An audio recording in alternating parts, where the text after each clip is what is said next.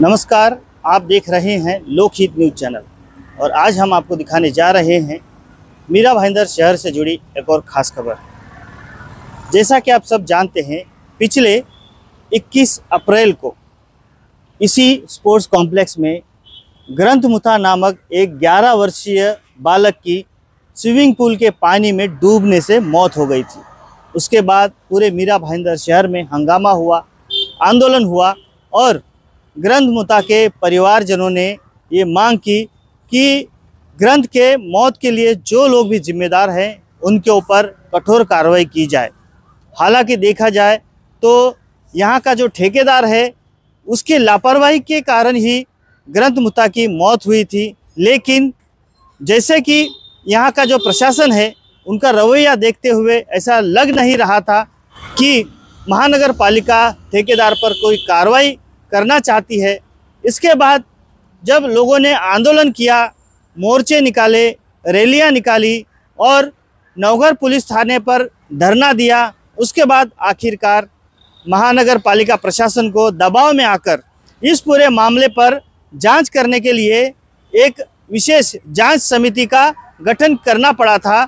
मीरा भाईंदर महानगर पालिका के अतिरिक्त आयुक्त संभाजी पानपट्टे की अध्यक्षता में ये जांच समिति का गठन किया गया था। अब उस जांच समिति ने अपनी जांच पूरी करते हुए एक रिपोर्ट महानगर पालिका के आयुक्त राधा विनोद शर्मा को सौंपी है। सूत्रों से पता चला है कि इस जांच समिति की रिपोर्ट में ये साफ हो गया है कि ग्रंथमुथा नामक 11 वर्षीय बालक के मृत्यु के लिए यहाँ का जो ठेकेदार है वही जिम्मेदार है। रिपोर्ट में कहा गया है कि नियमों के अनुसार यहाँ पर स्विमिंग पूल पे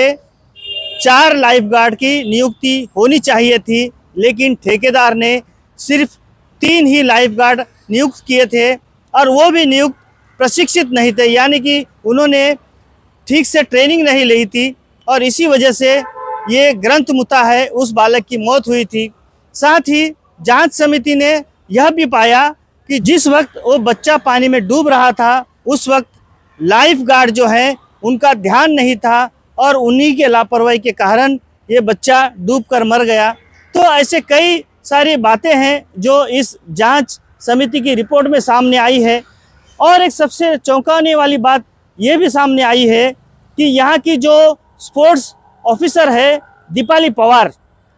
उसका भी इस मामले में बहुत बड़ा हाथ दिखाई देता है। और ये जो दीपाली पवार है उन्हीं के साथ ठेकेदार की सांठगांठ थी और इसी सांठगांठ की वजह से ये सब कॉन्ट्रैक्टर यहाँ पर अपॉइंट किया गया था। हम आपको बता दें कि ये जो स्पोर्ट्स कॉम्प्लेक्स है, ये स्पोर्ट्स कॉम्प्लेक्स वसई के साहस चैरिटेबल ट्रस्ट को चलाने के लिए दिया था और जब उन्हें ये स्पोर्ट्स कॉम्प्लेक्स चलाने के लिए दिया गया तब शर्तों में साफ लिखा गया था कि ये स्पोर्ट्स कॉम्प्लेक्स आप किसी और को चलाने नहीं दे सकते, लेकिन इसके बावजूद भी नियमों का उल्लंघन करके इस पर एक सब कॉन्ट्रैक्ट अपॉइंट किया गया और उसी सब कॉन्ट्रैक्ट के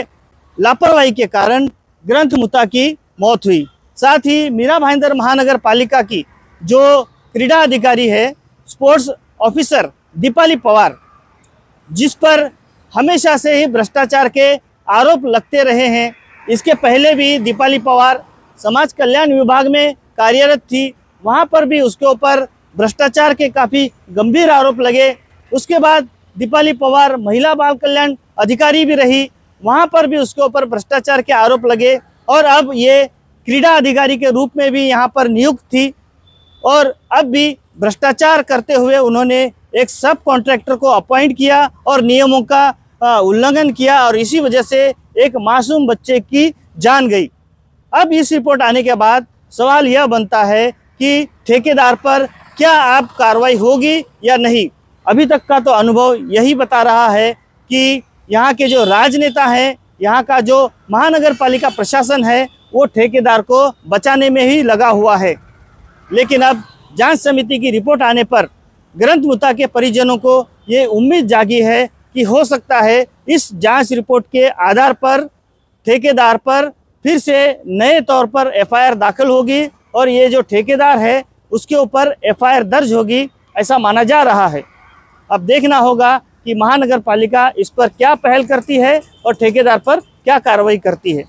इस बारे में आगे जो भी अपडेट्स होंगी हम आपको समय समय पर बताते रहेंगे। आप बने रहिए हमारे साथ, देखते रहिए लोकहित न्यूज़ चैनल। धन्यवाद।